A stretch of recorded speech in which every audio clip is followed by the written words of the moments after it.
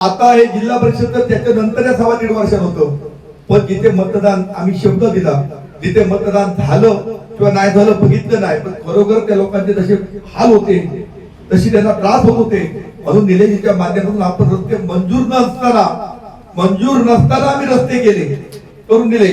तर वैभव नाईकाने काय पत्र दिलं कलेक्टरला की राजकीय पुढाऱ्याने कुठलंही काम मंजूर नसताना ते काम केलं, ते काम मंजूर होऊ नये. म्हणजे याचीच लोक ह्याला 80% मतं देत होते, लक्षात घ्या. आणि ह्यानीच पत्र दिलं आणि त्या पत्रावरती सह्या कोणत्या होत्या? एक वैभव नाईक, दुसरे सतीश सावंत, तिसरे संदेश पारकर आणि चौथे राजेश केले.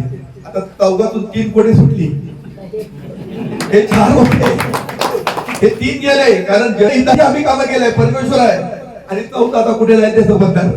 3 गेले त्या पत्रावरचे, त्या सहीतले 4 जणांच्या पत्रांचं सहीने असे पत्र दिलं. म्हणजे याला वाटत बोलू तरी नको ना.